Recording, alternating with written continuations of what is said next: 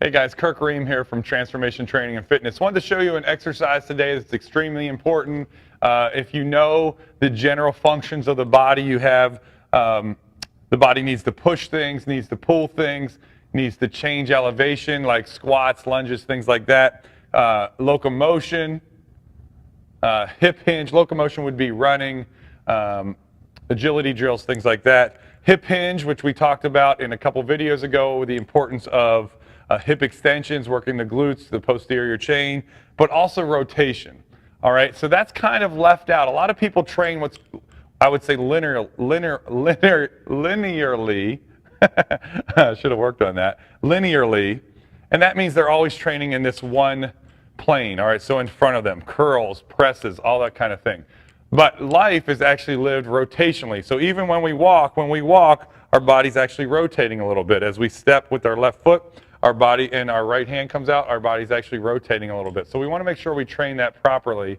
And there's lots of ways to do that. I want to show you one of my favorites today. This is the travel band.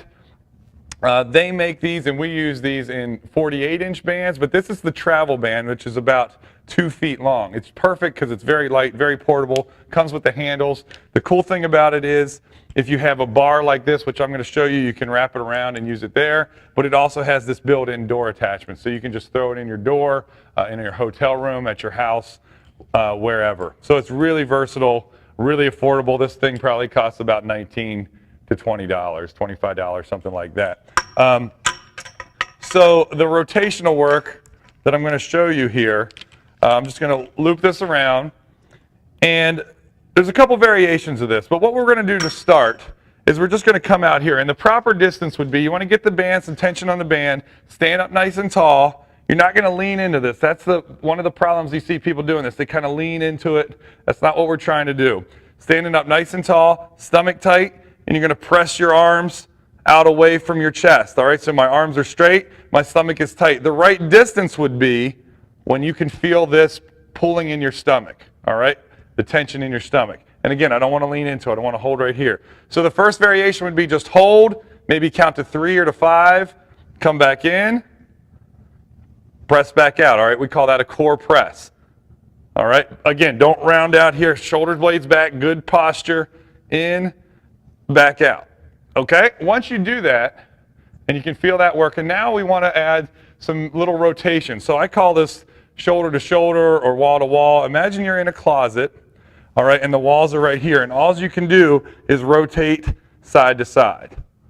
Okay, now again, good posture, don't lean too much into it, stomach nice and tight, standing up nice and tall, and I'm just going side to side. You want to make your belly button and your hands, imagine there's a line or a string between them. That's what you're going to do, side to side.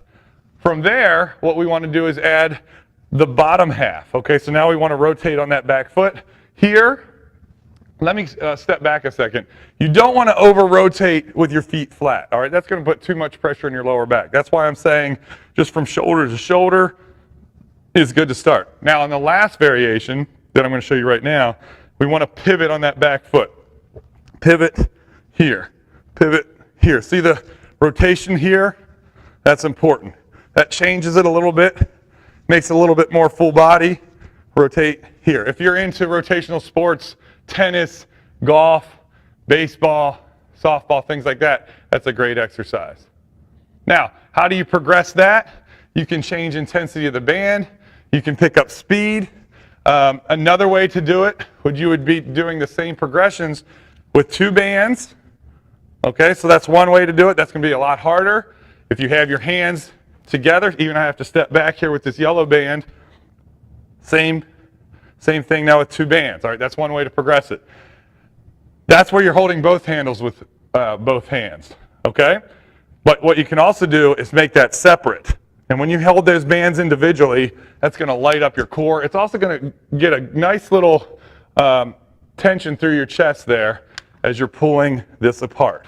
Okay, so 1 band, 2 hands, 2 bands, 2 hands, 2 bands, 1 hand on each hand. Okay? That's one way to progress that. Now, the final thing I'm going to show you is one we call alphabet. You can just add some variations to the hold. So one of the things we want to do is what's called we want to be anti-rotational, okay? That's one way to train the core as well. So we're rotating here, but we want to also be anti-rotational, and that was like the core press, where you're holding out here.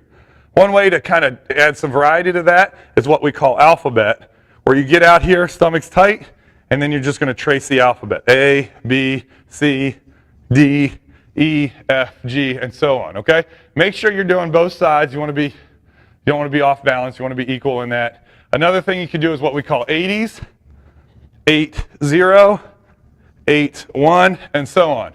By adding movement to the band, that makes the core work a little bit differently. All right, another thing you can do is 1 foot, different varieties like that. Okay, so kind of work your way through those things. Great exercise for the core, great exercise for a functional standpoint. We want to make sure we're not just training in a straight line, we want to be rotating as well. If you have any questions, let me know.